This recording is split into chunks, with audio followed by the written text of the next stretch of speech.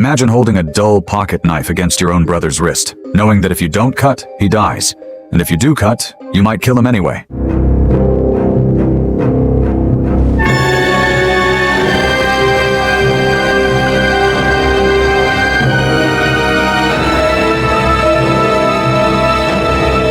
That's the decision Tyler Reed had to make. 200 feet underground, in a mine shaft that hadn't seen daylight in over a century. His older brother Ethan's hand was crushed between two collapsed rocks. Dead, blackened, already rotting. The infection was climbing up his arm like a clock, ticking towards zero. There was no surgeon, no anesthetic. Just a cheap multi-tool, a strip of torn shirt for a tourniquet, and two younger brothers who had to hold Ethan down while the blade went through skin, muscle, tendon, and nerve. It took nearly an hour. Ethan bit into a piece of rotten wood so hard it split in half. My name is Leonard, 65 years old. I've seen things in every corner of this world that would keep you up at night. But this story, 3 brothers from Glenwood Springs, Colorado, who vanished on a camping trip and survived over 2 years, trapped beneath the Elk Mountains. This one I can't shake. How did they end up down there? How did they survive? And how did a mother who never stopped searching finally hear her son whisper, "Mom, I'm sorry I didn't call"? Drop a comment. Where are you listening from right now? And if you haven't subscribed yet, do it now. This story is just getting started.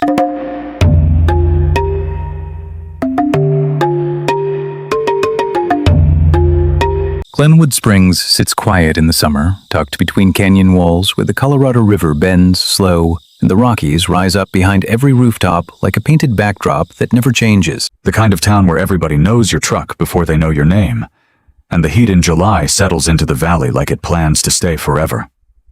The Reed family had lived there for 3 generations. Frank Reed ran a woodworking shop on the east end of Main Street, a narrow building with sawdust on the floor and the smell of fresh-cut pine soaking into every wall. Frank was a big man, broad across the shoulders, hands like leather gloves from 30 years of working timber. He kept his gray hair cropped short and wore the same flannel shirts until the elbows wore through. He was not a man who said much, but when he spoke, his sons listened. He believed in work. He believed in craft. And he believed that a man who couldn't hold down a steady job was a man who hadn't figured out what mattered yet. His wife Diane was the opposite in almost every way. She was small, barely 5'3", with kind eyes that always seemed to be calculating the distance between her sons and the nearest danger. She had been a registered nurse for 22 years at Valley View Hospital before retiring, and those years had filled her head with every possible way a human body could break. She worried constantly. She checked weather reports the way some people check the news. She kept a first aid kit in every room of the house and had taught all 3 of her boys how to set a splint before they were old enough to drive. People in town called her sweet but anxious. Her sons called her Mom and loved her for it, even when her worry felt like a weight they had to carry out the door every time they left. Ethan Reed was the oldest at 28. Tall and lean with dark hair he kept pushed back, and a jaw that looked like it had been cut from the same wood his father shaped in the shop. He had his mother's eyes, but his father's stubbornness, and that combination had defined most of his adult life. Ethan had studied mechanical engineering at Colorado State, graduated near the top of his class, and landed a job at a major tech firm in Denver, designing components for aerospace systems. On paper, he was everything Frank Reed had hoped his firstborn would become. But Ethan hated it. He sat in a climate-controlled office 60 hours a week staring at computer models, while the mountains he had grown up climbing filled the horizon outside his window, like a dare he couldn't answer. He had been a serious mountaineer since he was 16. By the time he quit his engineering job 6 months before the trip, he had already summited more than 40 of Colorado's 59 14ers, those legendary peaks above 14,000 feet that draw climbers from around the world. The decision to leave his career had triggered the worst argument he ever had with his father. Frank stood in the woodworking shop, surrounded by the furniture he had spent his life building, and told Ethan that chasing mountains was not a life. It was a vacation that never ended. Ethan walked out without saying goodbye. They had barely spoken since. Mason Reed was 26, 2 years younger than Ethan and built differently. He was shorter, stockier, with a reddish beard he kept neatly trimmed, and a quiet intensity that people sometimes mistook for shyness. Mason was a landscape photographer who had spent the last 4 years traveling through the American West, selling prints to outdoor magazines and building a modest following online. He carried a camera the way other people carried wallets, always ready, always watching the light. Of the 3 brothers, Mason was the peacemaker, the one who called their mother every Sunday and drove home for holidays, even when Ethan and Frank were not speaking.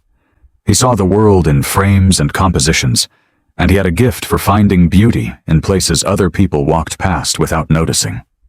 Tyler Reed was the youngest at 24, still finishing his final year of medical school at the University of Colorado. He was the tallest of the 3, lanky and loose-limbed with sandy brown hair and a grin that made him look younger than he was. Tyler had wanted to be a doctor since he was 12 years old, when he watched his mother stitch a neighbor's hand at the kitchen table during a power outage, and realized that knowing how to fix people was the most useful thing a person could learn. He was smart and calm under pressure, the kind of person who got quieter the worse things got, processing everything before he spoke. His professors said he would make an excellent emergency physician someday. The trip had been Ethan's idea.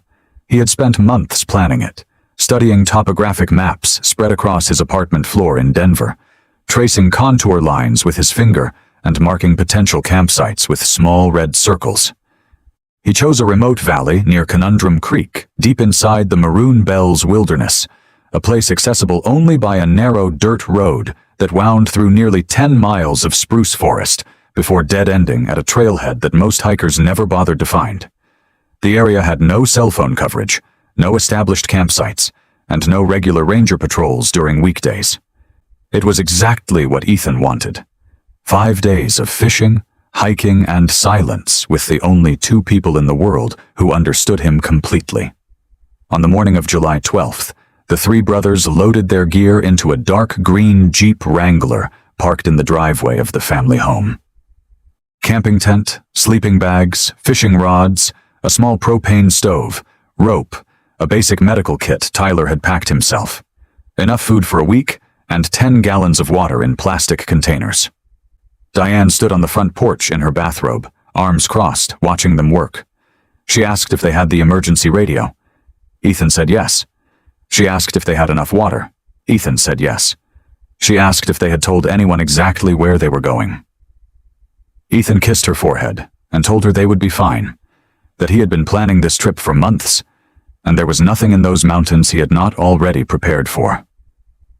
Diane watched the Jeep pull out of the driveway and disappear down the road, and she stood there on the porch for a long time after it was gone.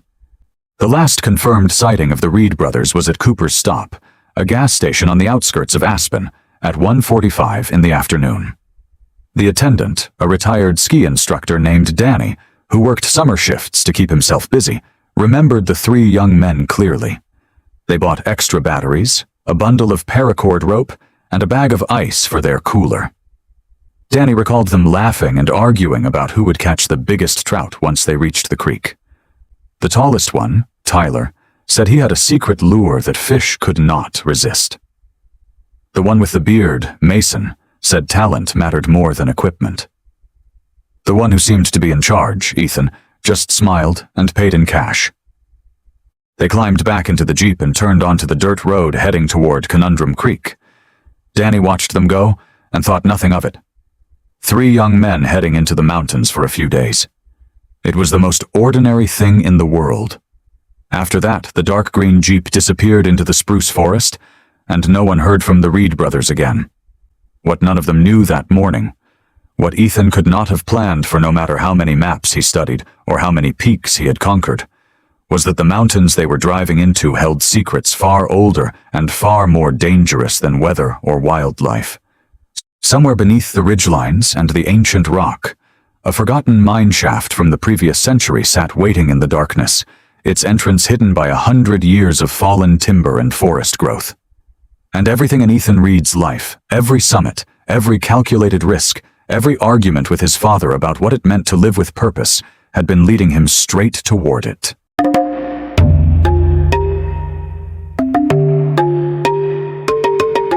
The 17th of July came and went without a phone call. Diane Reed stood at the kitchen window of the family home in Glenwood Springs that evening, staring at the driveway as if the dark green Jeep might pull in at any moment. The boys had said 5 days. 5 days meant the 17th. She told herself they had probably decided to stay an extra night. Maybe the fishing was too good to leave, or the weather had been perfect, and they wanted one more sunrise over the peaks. It had happened before. 2 summers ago, Ethan and Mason had extended a weekend trip by 3 days without telling anyone, and when they finally drove home, sunburned and grinning, Diane had sworn she would never let them hear the end of it. So she waited. She made dinner for herself and Frank, set 3 extra plates at the table out of habit, then cleared them away before her husband came in from the shop. She did not sleep well that night, but she did not call anyone either. The 18th brought nothing. No knock at the door, no rumble of the Jeep engine on the gravel road, no text messages appearing on her phone. Diane called each of her sons' cell phones in order, oldest to youngest, Ethan, then Mason, then Tyler. All 3 went straight to voicemail. The automated voices were cheerful and unhelpful. She called again an hour later. Same result. By noon, she was pacing the living room floor, and by 2 o'clock in the afternoon, she picked up the phone and dialed the Pitkin County Sheriff's Office. Her voice was steady when she spoke to the dispatcher, but her hands were shaking. Her sons had never gone more than 2 days without calling home, not once in their lives. Something was wrong. The case was assigned to Detective Sarah Mitchell, a woman whose reputation in the county had been built one difficult rescue at a time over 12 years. Sarah was 43. Tall and angular with sharp cheekbones and dark hair she kept pulled back in a tight braid that hung between her shoulder blades like a rope. She had a way of looking at people that made them feel simultaneously reassured and examined, as if she were already cataloging every detail before you finished your first sentence. She rarely smiled, not because she was unkind, but because the work had taught her that smiling too soon gave people hope she might not be able to deliver. Before joining the sheriff's office, she had spent 4 years as a wilderness paramedic in Grand Teton National Park, where she had carried injured climbers off mountain faces and recovered bodies from avalanche debris fields. She had seen what the mountains could do to people who underestimated them, and she had learned to read the wilderness the way a detective in a city reads a crime scene. When Diane Reed's missing persons report landed on her desk, Sarah recognized immediately that 3 experienced outdoorsmen disappearing simultaneously in the Colorado backcountry was not a case of someone getting lost on a day hike. Something had gone seriously wrong. Sarah organized a preliminary team and drove to the Conundrum Creek trailhead that same afternoon. The Jeep Wrangler was exactly where the brothers had planned to leave it, parked in a small clearing at the end of the dirt road, tucked under a stand of aspens where the shade would keep the interior cool. The vehicle was unlocked. The keys sat on the dashboard as if someone had placed them there deliberately, easy to find upon return. Inside the glove compartment, Sarah found 3 wallets containing driver's licenses, insurance cards, and a combined total of $420 in cash. 3 cell phones sat in the center console cup holders, all dead, their batteries drained from days of searching for a signal that did not exist in this part of the wilderness. There were no signs of forced entry. No broken glass, no scratches on the doors, no indication that anyone had tampered with the vehicle. Personal items were arranged neatly in the back seat, rain jackets folded, a paperback novel tucked into a side pocket, a bag of trail mix half-eaten and resealed with a rubber band. Everything suggested that the Reed brothers had parked, organized their gear, and walked away fully intending to come back. Sarah noted something else. The soft dirt around the clearing showed only one set of tire tracks, the Jeep's own. No other vehicle had been in this area recently. Whatever had happened to the 3 brothers, it had not involved an encounter with strangers at the trailhead. The initial search team consisted of 8 people, 4 park rangers from the White River National Forest, and 4 volunteers from the Pitkin County Search and Rescue Unit. Among them was Carl Odom, a 60-year-old retired firefighter with a silver mustache and a calm, methodical way of moving through the woods that younger team members tried to imitate. Carl had been doing volunteer search work for 15 years and had a reputation for noticing things that others walked right past. He brought his dog, a 7-year-old German shepherd named Juno, a lean and focused animal with dark, intelligent eyes who had been trained for scent tracking since she was a puppy. Juno had located missing hikers on 11 previous occasions and was considered one of the best search dogs in the Western Slope region. The team spread out along the trail leading from the parking area into the valley toward Conundrum Creek. The path was narrow and uneven, winding through dense spruce forest and crossing 2 shallow streams before climbing a series of rocky switchbacks. Juno picked up a scent almost immediately, her nose working the ground in quick sweeps, her body pulling forward with a confidence that told Carl the trail was strong and recent enough to follow, despite the days that had passed. About 2 miles in, halfway between the trailhead and the valley floor, the team found the first piece of physical evidence. A red bandana was tied to a low branch of a spruce tree beside the trail, knotted carefully at a height that would be easily visible to anyone walking past. Sarah recognized it from the description Diane had provided. It belonged to Tyler, the youngest brother, who wore it around his neck on every hiking trip. The fabric was clean and undamaged, showing no signs of tearing or struggle. It appeared to have been placed there deliberately, a marker left by someone who wanted to be found, or who wanted others to know which direction they had gone. Sarah photographed it from multiple angles, bagged it as evidence, and told the team to keep moving. Juno continued to follow the scent trail with steady certainty until the terrain changed. The forest opened onto a rocky outcropping that jutted over a steep ravine, the kind of exposed granite shelf that offered a dramatic view of the valley below, but also marked a transition from soft forest soil to bare stone, where scent molecules behaved differently. Carl watched his dog work the edge of the rocks, circling and recircling, nose lifted then lowered, her body language shifting from confidence to confusion. Juno whimpered once, sat down, and looked up at Carl with an expression he had seen only a handful of times in their years together. The scent trail was gone. Not fading, not weakening, simply gone, as if the 3 men had walked to the edge of that rock and stepped off into empty air. Carl searched the area carefully, checking every crevice and ledge, but found nothing. The scent had vanished in a way that puzzled even the most experienced members of the team. The search expanded rapidly over the following days. Helicopters from the Colorado National Guard flew grid patterns over the vast wilderness area, their rotors echoing off the canyon walls. Additional ground teams arrived from neighboring counties, pushing deeper into the backcountry, checking every creek bed, every rock shelter, every game trail that a disoriented hiker might have followed. After 10 days of searching more than 100 square miles, the operation had produced nothing. No tent, no footprints beyond the point where Juno had lost the trail, no broken branches or disturbed vegetation suggesting anyone had left the established path. The brothers had simply disappeared. The official search was scaled back. Back in Glenwood Springs, Diane Reed stopped sleeping through the night. She sat at the kitchen table in the small hours, her laptop casting blue light across her face, scrolling through satellite images of the Elk Mountains, as if she might spot something the helicopters had missed. She joined online forums for families of missing persons, exchanging theories and encouragement with strangers across the country who understood the particular torture of not knowing.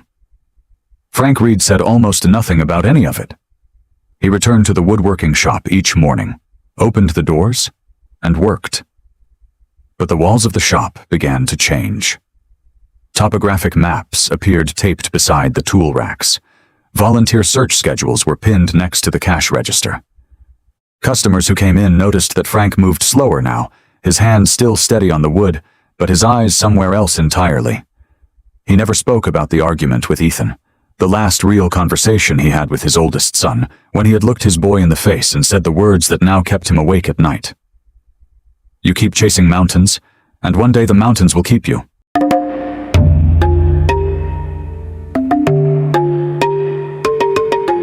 The first snow came early that year. By late October, the Elk Mountains had turned white from the ridgelines down, and by November the passes were sealed shut under drifts that buried the trailheads and made the backcountry as unreachable as another continent. The dirt road leading to Conundrum Creek disappeared beneath 4 feet of powder, and with it went any chance of continuing ground searches until spring.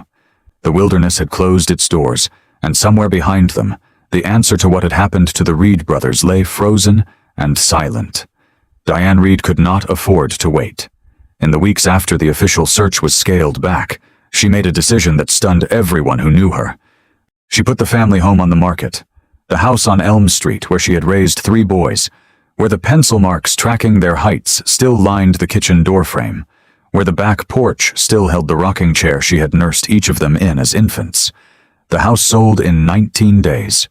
Diane and Frank moved into a 2-bedroom apartment on the west side of Glenwood Springs, a clean but unremarkable place with thin walls and a view of the parking lot. The difference in the mortgage freed up enough money for Diane to post a $30,000 reward for any information leading to her son's location. She had the flyers printed at the copy shop downtown, 3 identical faces smiling from a photograph taken at Tyler's college graduation, the last professional picture the family had taken together. She posted them at every trailhead, gas station, and general store within 50 miles of the Maroon Bells wilderness. She taped them to the bulletin boards at ranger stations and outdoor gear shops in Aspen, Carbondale, and Leadville. She mailed them to every search and rescue organization in Colorado.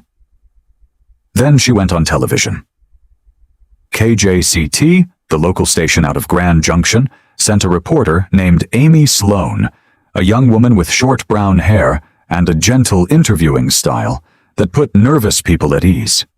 Amy sat across from Diane in the small apartment living room, the camera framing the missing persons flyers that covered the wall behind the couch like wallpaper. Diane's hands trembled in her lap, but her voice held steady. She looked directly into the lens and said the words that would be replayed on local news broadcasts for months. "I know my sons are alive. I can feel it. A mother knows." She asked anyone who had been in the Conundrum Creek area during July to come forward, no matter how insignificant their information might seem.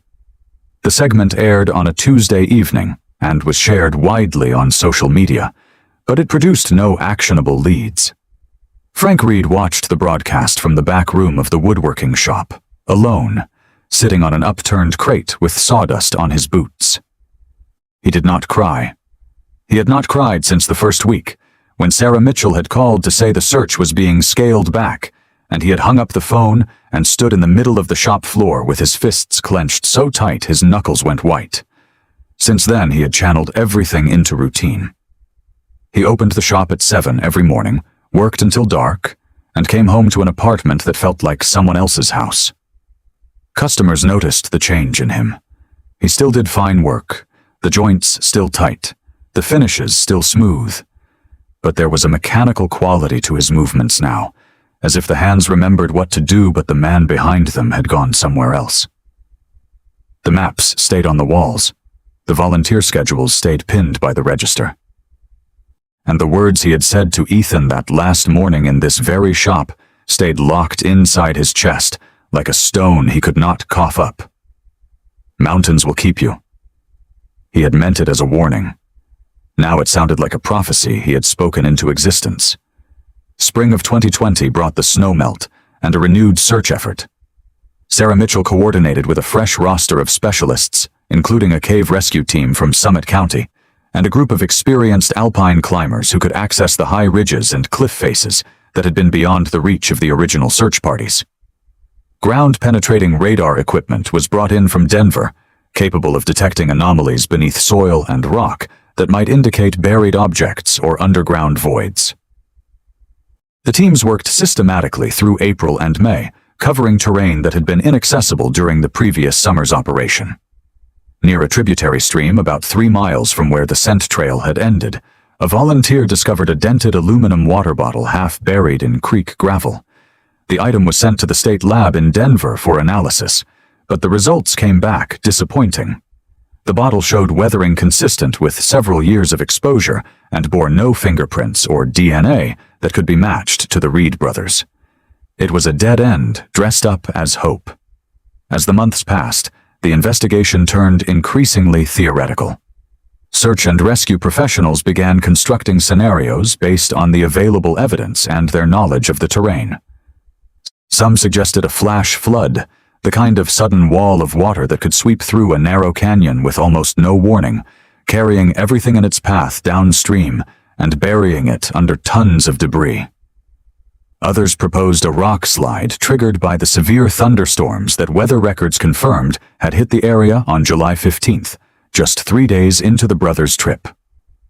A smaller group of experts raised the possibility that the brothers had fallen into one of the region's unmapped cave systems or underground fissures, openings in the earth that could be completely hidden by vegetation and loose rock until someone stepped on them in the dark.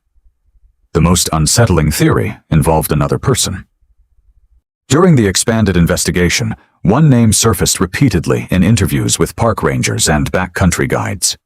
Dale Hargrove was 50 years old, a former Army infantryman who had served 2 tours overseas before returning to Colorado with a diagnosis of post-traumatic stress disorder and a deep unwillingness to live among other people. He was a big man, 6'2", with a weathered face and a thick gray beard that made him look a decade older than he was. Rangers who had encountered him in the backcountry described him as intelligent and self-sufficient, a man who could survive indefinitely in the wilderness on what he hunted and foraged. He had been cited multiple times for illegal camping and hunting violations in the White River National Forest, but he always disappeared back into the trees before authorities could follow through with prosecution. His last documented contact with law enforcement had been in the spring of 2018, when a ranger near Snowmass Lake had issued him a warning for trapping without a permit. Since then, no one had seen him, though occasional reports from hikers described a large bearded man watching from tree lines or moving through the forest at distances too great to identify clearly. Sarah Mitchell spent weeks trying to locate Hargrove, consulting with Veterans Affairs offices and interviewing people who had known him before he retreated into the wilderness. His military records showed a man who had once been disciplined and capable, but had been unable to readjust to civilian life. There was no evidence linking him to the Reed brothers' disappearance, no sightings placing him near Conundrum Creek in July 2019, no physical evidence connecting him to the case in any way. But his presence in the same vast wilderness kept his name in the file, a question mark that Sarah could neither answer nor erase. By the summer of 2021, the case had settled into the particular kind of limbo that families of the missing know too well. The second anniversary passed in July, with a small memorial gathering at the Conundrum Creek trailhead. Diane placed wildflowers at the base of the trail marker, standing in the same spot where her sons had begun walking into the mountains 2 years earlier. A dozen friends and volunteers stood with her. Frank stood slightly apart, his hands in his pockets, staring at the tree line. A pastor from Glenwood Springs read a short prayer. Diane read a letter she had written to her sons, her voice breaking only once, promising them she would never stop looking. The local paper covered the event in a brief article on page 6, a story that fewer and fewer people were reading. Diane's health had declined noticeably. The insomnia had become chronic, pulling dark circles under her eyes and thinning her frame until her clothes hung loose on her shoulders. Her doctor prescribed medication she rarely took, afraid that sleeping too deeply might cause her to miss a phone call in the night. She continued paying rent on the apartment the 3 brothers had shared in Glenwood Springs, keeping it exactly as they had left it. Tyler's medical textbooks stacked on the desk, Mason's camera bag hanging on a hook by the door, Ethan's topographic maps still spread across the kitchen table with the red circles marking campsites he would never visit. The apartment had become a museum of interrupted lives, and Diane visited it every Sunday, sitting in the quiet rooms and talking to her sons as if they could hear her. The Reed case had become something larger than a missing persons investigation. It had entered the local folklore of the Colorado mountains, a story told around campfires and referenced in hiking forums, a modern cautionary tale about the wilderness and its capacity to swallow people whole without explanation. And in the telling, the 3 brothers became almost mythical, their smiling faces on faded flyers at trailheads throughout the region, a reminder that the mountains were beautiful and ancient and utterly indifferent to the people who walked among them.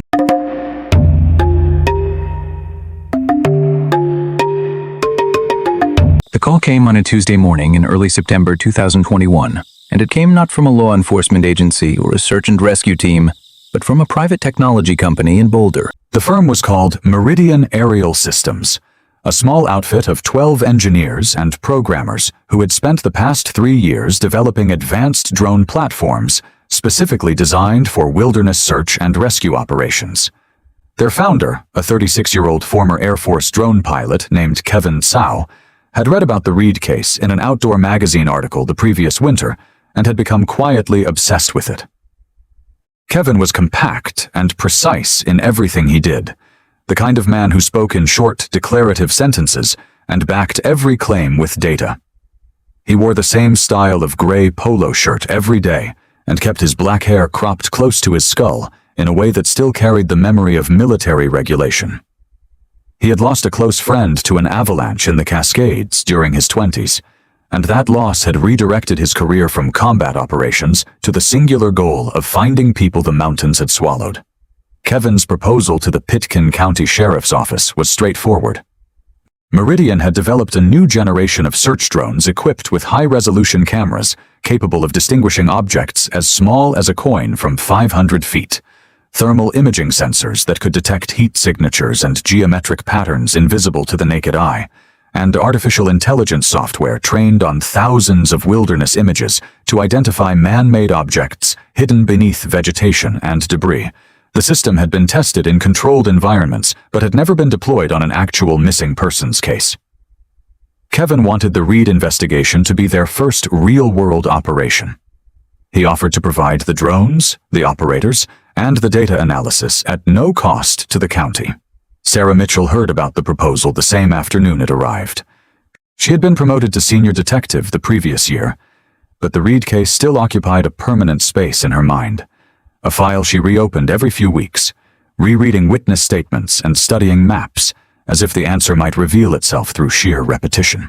When she learned about Meridian's offer, she drove to the sheriff's office without calling ahead and spent 40 minutes in Sheriff Tom Barrera's office making her case.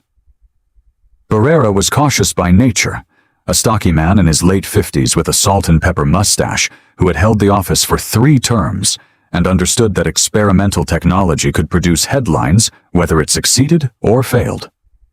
But Sarah's persistence was difficult to refuse.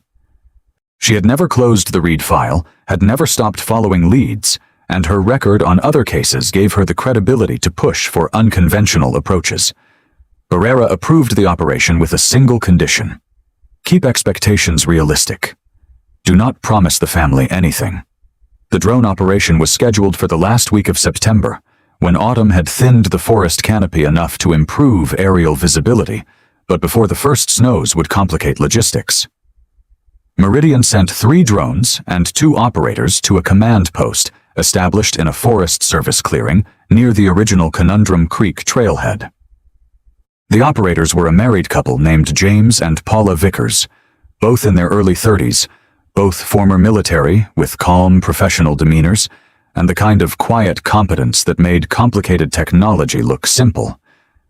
They set up their equipment on folding tables beneath a canvas awning, multiple monitors displaying live feeds from the drones, a laptop running the AI analysis software, and a large printed map of the search area marked with grid coordinates. Diane and Frank Reed drove to the command post on the first morning of operations. Diane carried a thermos of coffee and a paper bag of sandwiches she had made for the search team, the same gesture of practical care that had defined her entire life. She looked thinner than the last time Sarah had seen her, the bones of her wrists visible beneath papery skin. But her eyes were alert and watchful. Frank stood beside her with his hands in his jacket pockets, his expression unreadable. Sarah noticed that he positioned himself where he could see the monitors without having to speak to anyone. The couple sat in folding chairs behind the operators, watching the drone feeds with the focused attention of people who had waited 2 years for exactly this moment. The first day covered familiar territory. The drones retraced the trail from the parking area into the valley, their cameras capturing every square meter of ground in resolution that made previous aerial searches look like rough sketches. The AI software processed thousands of images in real time, flagging anomalies for human review, a discolored patch of ground here, an unusual shadow there. Each flag was examined and dismissed. Fallen logs, animal burrows, rock formations that happened to catch the light at misleading angles. Hours passed. Diane did not move from her chair. By late afternoon, the drones returned to base for battery changes, and the first day ended without a significant discovery. Paula Vickers told Sarah privately that this was normal, that systematic searching was slow work, and the grid was barely a quarter covered. Sarah nodded and said nothing. She had learned years ago that hope was something you rationed carefully in this work. The second day began at dawn. James Vickers launched 2 drones on predetermined routes, while the third was fitted with a specialized sensor package capable of detecting metal objects beneath forest cover. The drones pushed beyond the boundaries of the original search area, flying over ridgelines and into valleys that ground teams had never reached. The forest below was a dense, unbroken carpet of green, spruce, and fir trees, packed so tightly that the ground was often invisible from above. The AI software worked continuously, comparing what it saw against its training data, looking for anything that did not belong. At 3:20 in the afternoon, a tone sounded from Paula's monitor. She leaned forward, her fingers moving quickly across the keyboard, isolating the flagged image and enlarging it. The thermal sensor on the eastern drone had detected a geometric pattern in a heavily forested area, nearly 7 miles from the original search zone, far beyond any area that previous operations had covered. The pattern was rectangular, with straight edges that did not occur naturally in the wilderness. Paula switched to the high-resolution camera and zoomed in. The image was partially obscured by fallen branches and years of accumulated pine needles. But there it was. The corner of something flat and angular, a faded green fabric barely visible through the natural camouflage, catching just enough afternoon light to distinguish itself from the forest floor. The command post went silent. Diane stood up from her chair without making a sound, her hands pressed against her mouth. Frank stepped forward until he was standing directly behind Paula, staring at the monitor with an intensity that made the muscles in his jaw tighten visibly. Sarah Mitchell felt her heart rate increase, but kept her voice steady when she spoke. She asked Paula to hold the drone in position and called for a ground team to prepare for deployment. Within the hour, a team of 5 was organized. Sarah herself, 2 park rangers experienced in technical terrain, a forensic specialist from the State Bureau named Dr. Alan Cho, who was quiet and meticulous and carried his equipment in a battered aluminum case, and a photographer to document the scene. The hike to the drone-identified location was brutal. The terrain included near vertical rock faces that required ropes, a stream crossing that soaked everyone to the waist in snowmelt water still cold enough to numb skin in seconds, and stretches of forest so dense that the team had to cut through deadfall with handsaws. Nearly 5 hours after leaving the command post, they reached a natural depression in the mountainside, a small clearing surrounded by towering spruce trees that formed a canopy so complete the space was nearly invisible from above and would have been impossible to find from any established trail. The tent was there. A green 2-person backpacking tent, collapsed under the weight of fallen branches and 2 years of forest debris, its fabric faded and torn in places but unmistakably man-made. Around it, the remnants of a campsite emerged from the undergrowth, like artifacts from an archaeological dig. A small propane stove sat beside a ring of stones blackened by old fire. Fishing rods lay against a fallen log, their lines still threaded as if the owners had been preparing for a morning on the creek. Inside the collapsed tent, Sarah could see the shapes of sleeping bags, clothing, and what appeared to be a camera bag that matched the description of Mason Reed's equipment. But it was the detail outside the tent entrance that stopped Sarah in her tracks and made the forensic specialist set down his case and simply stare. 3 pairs of hiking boots were arranged side by side on a flat stone just outside the tent flap. They were lined up neatly, almost ceremonially, laces tucked inside, positioned the way someone might leave their shoes at a front door before stepping inside for the night. Whoever had placed them there had done so carefully and deliberately, and whoever had left this campsite had done so without them, walking barefoot or in socks into some of the most unforgiving terrain in Colorado. The brothers were not here. The clearing held only their belongings and the enormous silence of a question that had just grown deeper. 7 miles away at the command post, Diane Reed watched the live camera feed as Sarah knelt beside the boots and looked into the lens with an expression that confirmed everything and explained nothing. Diane's coffee had gone cold hours ago. Her hands were shaking. Frank reached over and took her hand, the first time he had done so in front of other people since the disappearance, and neither of them let go. His eyes, which had been dry and controlled for 2 years of grief, held behind closed doors, were red and wet in the light of the monitor. Neither of them spoke. There was nothing to say yet. Only the knowledge that their sons had been here, in this hidden place, alive long enough to set up camp and arrange their boots outside the door.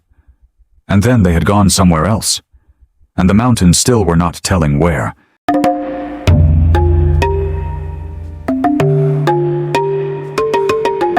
The forensic results arrived at Sarah Mitchell's desk on a Thursday morning, 11 days after the campsite discovery. Dr. Ellen Cho had worked with methodical patience through every item recovered from the collapsed tent, cataloging serial numbers, extracting samples, and cross-referencing each piece of evidence against the inventory list that Diane Reed had provided to investigators more than 2 years earlier. His report confirmed what the search team had already suspected, but needed science to prove. The sleeping bags matched the brand and model numbers Diane had recorded. The propane stove bore a serial number traceable to a purchase made at an outdoor retailer in Glenwood Springs 6 weeks before the trip. Hair samples recovered from inside the sleeping bags were sent to the state DNA laboratory in Denver, and the results came back as definitive matches for all 3 Reed brothers. Jake, Mason, and Tyler had been at that campsite. The evidence was beyond dispute. But it was Mason's camera that changed everything. The device was a professional-grade, mirrorless body that Mason had carried on every assignment for 4 years, a tool he treated with more care than most people treated their children. The exterior was scratched and dirt-caked after 2 years of exposure, but the sealed memory card inside had survived the elements. A digital forensics technician named Rosa Gutierrez, a small, quiet woman in her 40s who wore reading glasses on a chain around her neck and had a reputation for recovering data from devices that other specialists had declared dead, managed to extract the full contents of the card in her lab in Denver. The images told a story that no witness statement or physical evidence had been able to provide. The earliest photographs on the card were from July 12th, the day the brothers had left Glenwood Springs. Shots of the Jeep loaded with gear, the trailhead sign at Conundrum Creek, the forest canopy from below. Then a progression through the following days. Mason had documented their hike into the wilderness with the eye of a professional, capturing the way morning light filtered through spruce branches, the reflection of peaks in still creek water, the 3 brothers' shadows stretching long across alpine meadows. There were candid shots of Tyler attempting to cast a fishing line and tangling it in his own hair, of Ethan studying a topographic map spread across his knees with the concentration of a chess player. The photographs radiated happiness. 3 brothers in the place they loved most, unaware of what was coming. The final images on the card were dated July 15th, 3 days into the trip. The last clear photograph showed the 3 of them sitting on boulders beside a creek, grinning at the camera which Mason had propped on a rock and triggered with a timer. The light was golden and warm, late afternoon in the mountains, and their faces held the easy contentment of men who had nowhere else to be. After that image, the card held only one more photograph, and it was nothing like the others. Taken at night, the frame was blurred and poorly lit, the harsh white beam of a headlamp cutting diagonally across the shot and illuminating what appeared to be a scrap of paper held close to the lens. Rosa enhanced the image over several hours, adjusting contrast and sharpening the text until the words became legible. The paper was a burrito wrapper, the kind of foil-lined packaging that convenience stores sell, and someone had written on the inside surface with what appeared to be a pencil stub. The message was brief and hurried. Heard strange noise to the north. Going to check. Back soon. The note reframed the entire investigation. The brothers had not fled their campsite in panic. They had heard something in the darkness and walked toward it deliberately, leaving their boots behind perhaps because they expected to return in minutes, stepping out of the tent the way a person steps onto a porch to investigate a sound in the yard.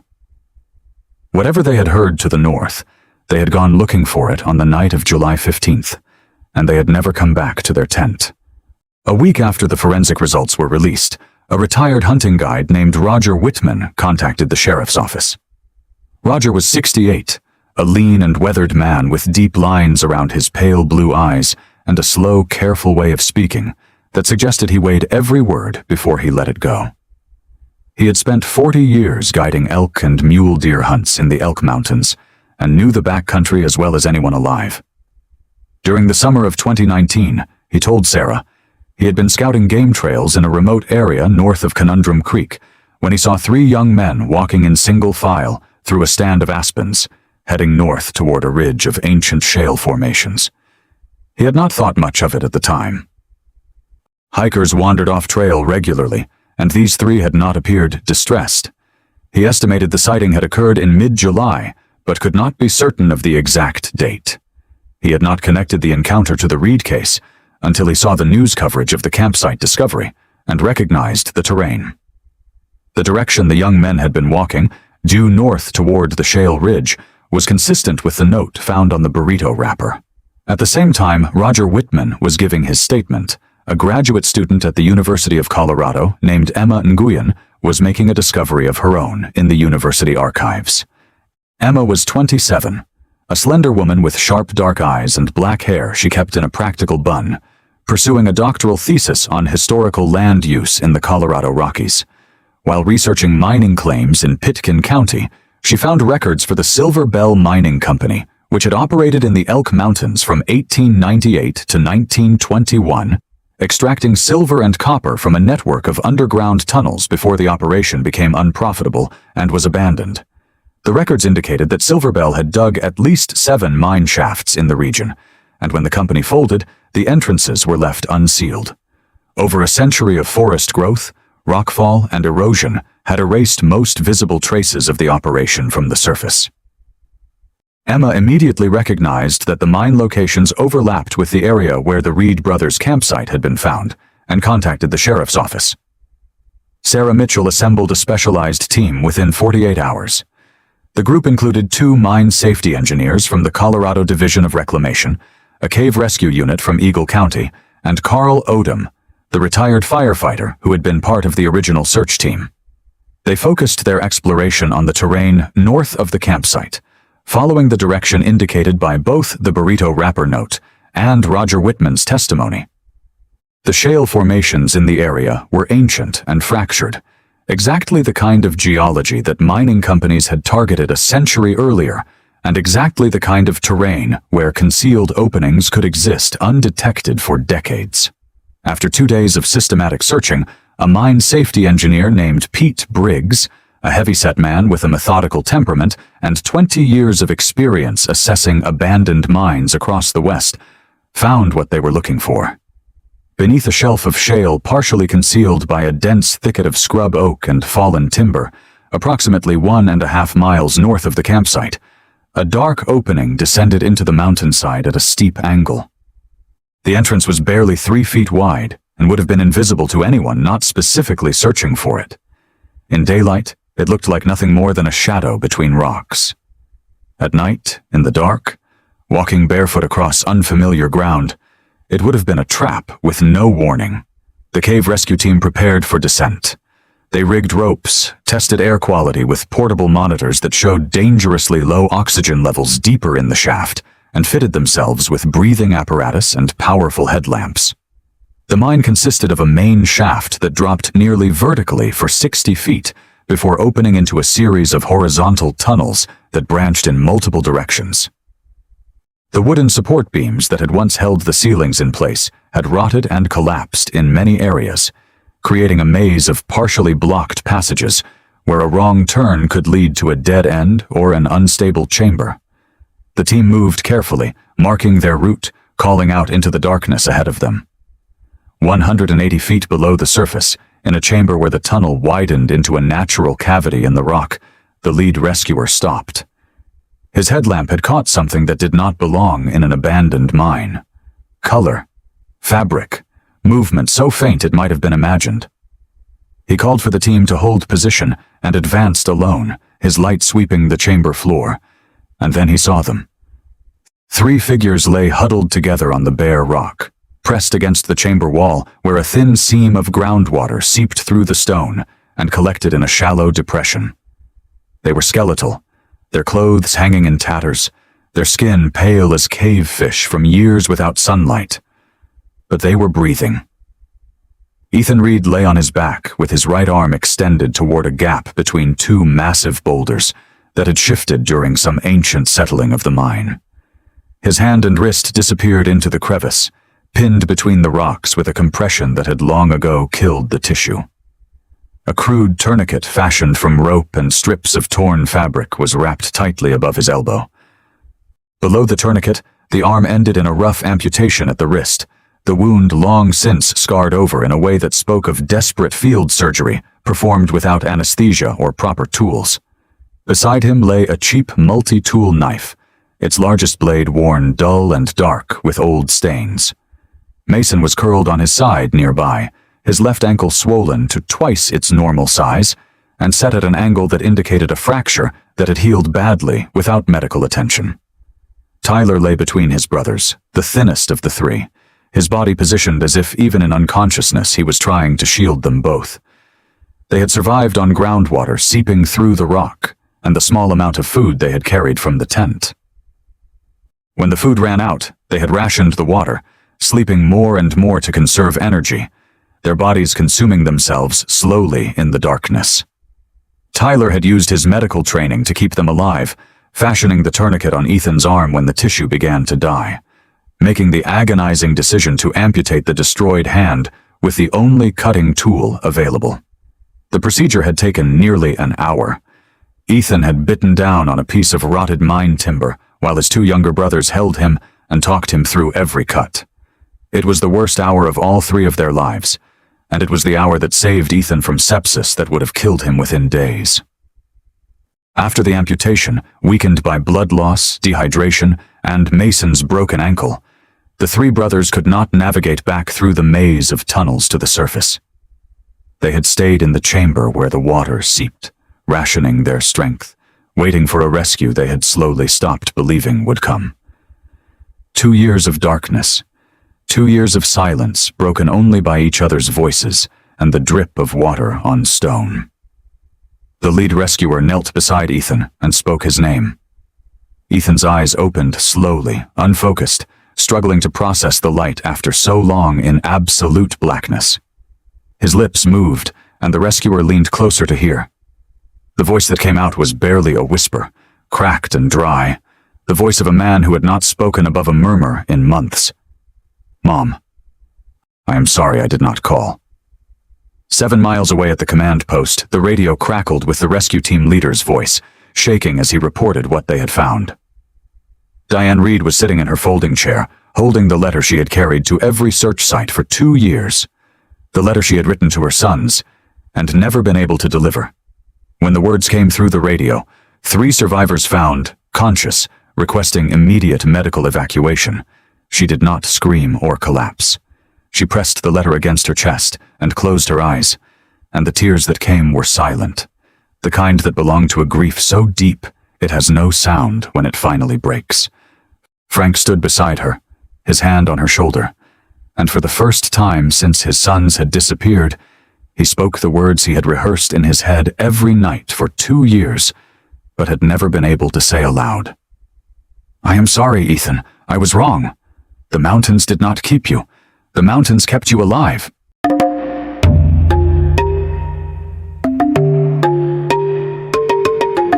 The helicopter came down over Glenwood Springs in the late afternoon light, its rotors beating the air above the rooftops and parking lots of Valley View Hospital, while half the town stood in the street looking up.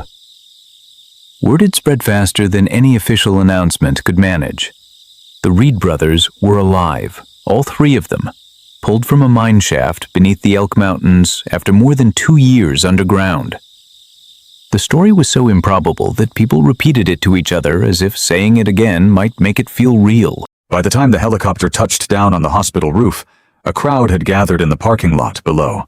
Neighbors and strangers and reporters from stations as far away as Denver, holding cameras and microphones, and waiting for something none of them fully understood yet. Ethan was brought in first.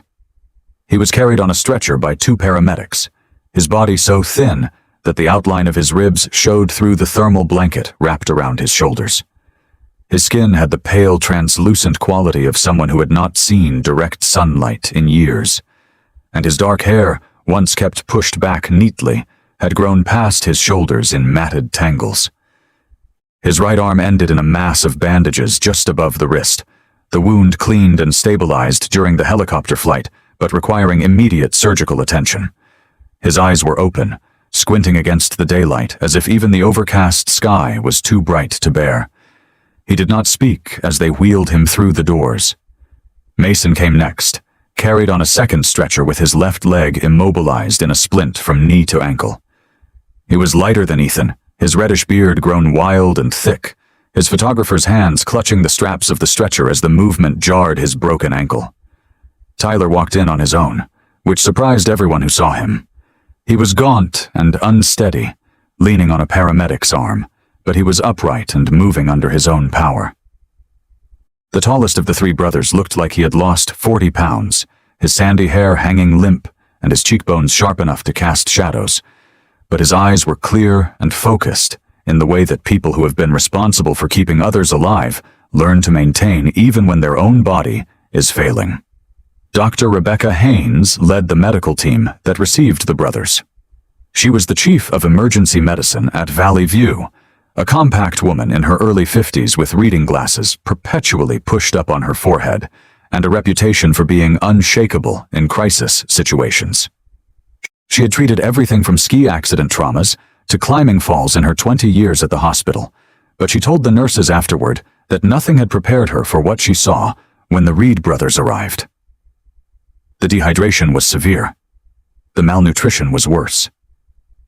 Ethan's right hand had been amputated under conditions that Dr. Haynes described privately as extraordinary, meaning that the fact he had survived the procedure at all, performed with a dull multi-tool in a lightless mine shaft by a medical student working by touch, was something she would not have believed possible if the patient were not lying in front of her. Tyler had used strips torn from his own clothing to fashion a tourniquet and had packed the wound with material improvised from their first aid kit. It was rough and imperfect, and it had saved his brother's life. The surgeries took hours. Ethan's arm was cleaned and properly closed by an orthopedic surgeon who later said the amputation site, while crude, had been performed with a level of anatomical awareness that suggested whoever did the cutting understood where the major blood vessels were and had avoided them deliberately. Mason's ankle was set and pinned. Tyler received intravenous fluids and was kept under observation for exhaustion and the early stages of kidney stress from prolonged dehydration. All 3 brothers were placed in the same recovery room at Diane's insistence, and the hospital staff, understanding that this family had spent over 2 years apart, did not argue. The story broke nationally within hours. Television networks interrupted regular programming. Newspapers that had long since stopped covering the Reed case scrambled to reconstruct timelines and pull old photographs from their archives. The phrase that appeared in nearly every headline was the one a local reporter had used first: the Reed 3. The name stuck immediately, carrying with it the weight of everything the family had endured and the extraordinary nature of their survival. The technology that had made the discovery possible received its own wave of attention.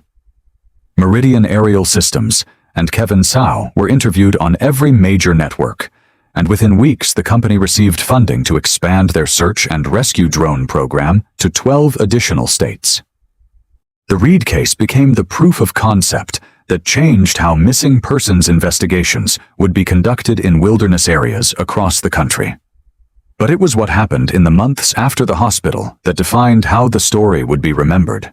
Ethan was fitted with a prosthetic hand at a rehabilitation facility in Denver, a device he learned to use with the same methodical determination he had once applied to studying topographic maps and planning mountain ascents.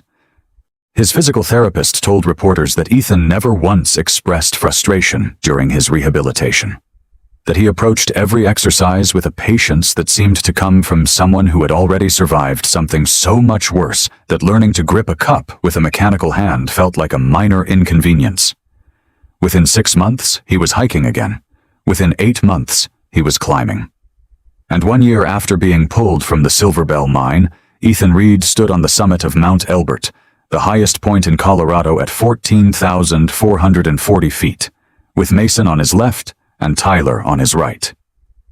He pulled out a satellite phone, the kind of device he had once considered unnecessary, dialed his mother's number, and said the words that would later be quoted in every account of the Reed story.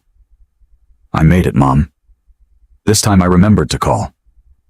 Diane, standing in the kitchen of the new house Frank had bought on the east side of Glenwood Springs, laughed and cried at the same time and told him to drink water and wear sunscreen. Mason published a photography book the following spring.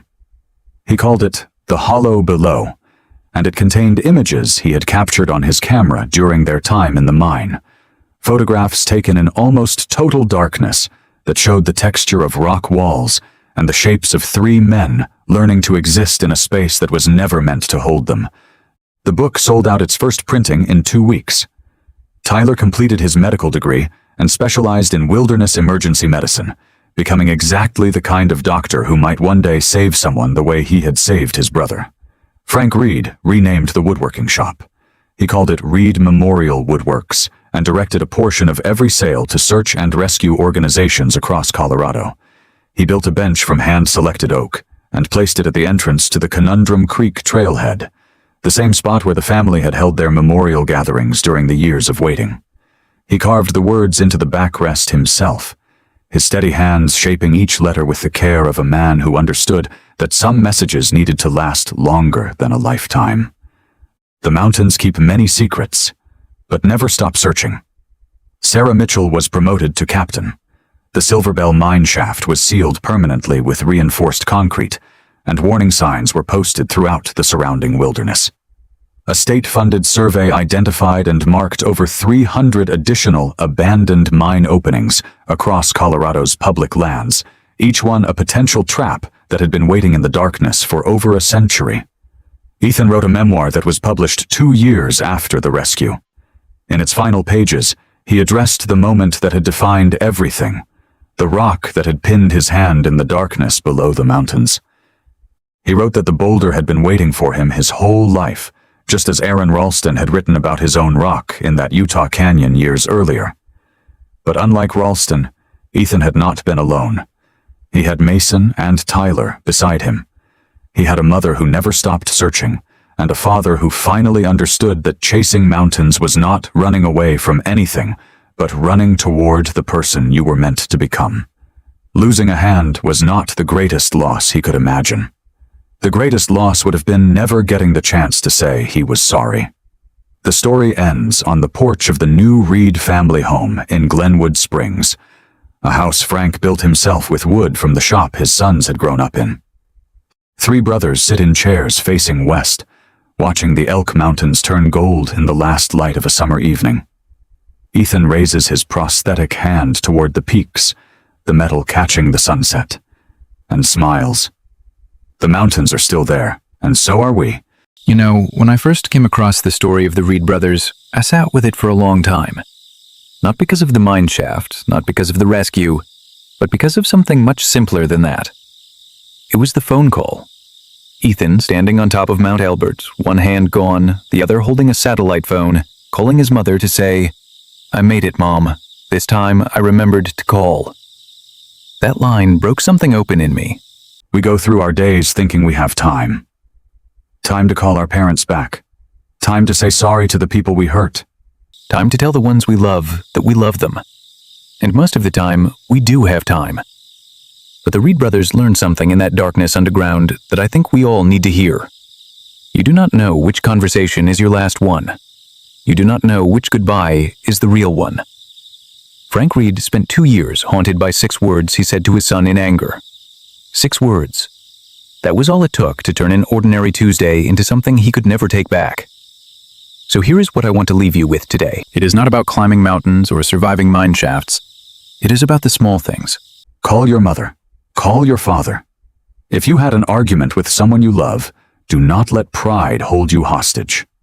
Say the thing you need to say today, not tomorrow, not next week, today. Because Ethan Reed almost never got the chance. And the only reason he did was because a mother refused to stop searching, and a brother knew where to place a tourniquet, and a father finally found the courage to admit he was wrong. Life does not usually test us with boulders and abandoned mines. It tests us with silence, with the phone call we keep putting off, with the apology we swallow because it feels easier to say nothing. Do not wait for the mountain to teach you what matters. You already know. I pray that God blesses every single one of you watching this right now. I pray that He keeps your families safe, that He gives you the strength to say the words you have been holding back, and that He watches over everyone you love tonight. If this story touched your heart, I am asking you to share it with someone who needs to hear it. Leave a comment below and let me know where you are watching from. Hit that subscribe button so you do not miss the next story. And if you believe in the power of family, the power of never giving up, and the grace of second chances, type Amen in the comments. Because the mountains are still there, and so are we. This has been Leonard. I will see you in the next one. Stay safe out there.